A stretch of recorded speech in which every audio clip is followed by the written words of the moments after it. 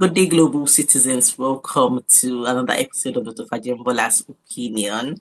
On this episode, we are having a recurring guest researcher. You've seen him before. He was one of the guest researchers we had on season one of Dr. Fajembola's Opinion. So please do me the honor of welcoming him again to share his expertise with us. Dr. Dubia.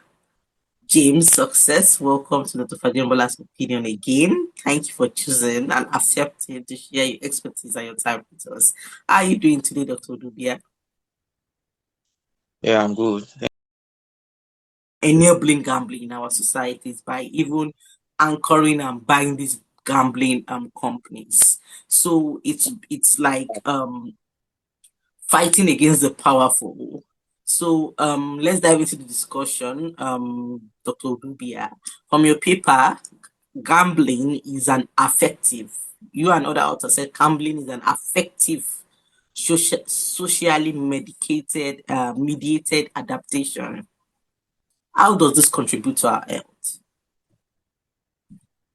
Yeah, first extent to which gambling is actually a public health issue until I started analyzing the data that we got from this research, and I see that this is a very terrible thing that people are not paying attention to. And like you rightly said, and of I am depressed. One way they get out of it is to go and gamble. I met somebody during the data collection that said that when he wants to give himself hope, he goes to gambling. He used like 500 naira to stake to win like about 5 million naira. So to him, once he stakes like that, he feels in his mind that that money is already in his account, like 500 million or 5 million naira is already in his account, and he will start at least jumping back to his normal self. That was what I was told even during data collection. So what that means is that aside the financial gain that this brings, people now use it as a coping mechanism. And how it relates to it or contribute to And in Nigeria and why? And it's surprising. I believe there are laws. Being in Nigeria, I believe there are laws that shouldn't be passed. But as you said, the powerful people, they are the major shareholders in these gambling companies.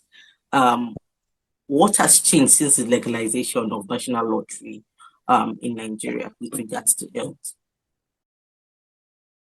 the likes of in the paper we found out Naira bet, all this on Bet Naija and all of those stuff. So this have led to the increase of gambling platforms and outlets online. And of course, in Nigeria now, over 60 million people are active gamblers. So that has been one of the things that has changed in since the legalization of what's it called, gambling in Nigeria. And unfortunately, the percentage representation of active gamblers in Nigeria in the world totally is around 1.2%. Unfortunately, Nigeria has 30.5%. And being a public health person, a situation or a case is considered a public health concern when it is 5% and above. And here are we, gambling being 30%, 30.5%. So that is outrageous. So placing it side by side with what is obtainable globally and what it is in Nigeria, we see that it's actually a very big issue. And this had led to people Of gambling, what is the difference between problematic gambling and gambling disorder? What should we know on them? And who is gambling as gambling disorder? is a very dicey question because in all sincerity it leads to one another. But for me to be affirmative, I would say that no, not everyone that gambles actually have gamble disorder.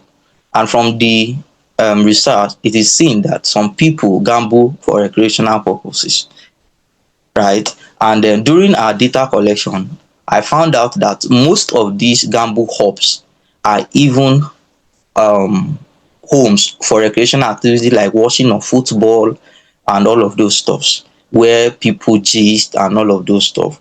So however, later in the analysis where we start to do some test of hypothesis and the others, we found out that even those that gamble for recreational activity, about 36% of them still recorded loss of control on gambling and end up being addicted. So 47% of them still borrow money to gamble even when it was based on recreational purposes. So I would say no affirmatively that not everybody that gambles actually have the gamble disorder, but it is a leading cause to become a gamble disordered person. I don't know if you understand now. I think it's Yeah, clear enough. yes, I Right. believe our audience they understand the concept you're trying to explain. And Nigeria, you mentioned at the beginning that in countries like Nigeria, where they have an age gap to prevent underage from gambling, I personally think for countries like Nigeria, I don't know, I've not been to gambling centers. I don't believe it's enforced. I believe if you have your money, not depending on your age, you can gamble at any time, which increases the statistics for gambling disorder.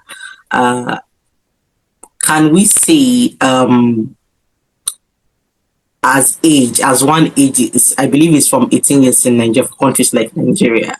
So can we say gam age contributes significantly to severe gambling disorder, and how does age itself as an entity contribute to severe gambling disorder?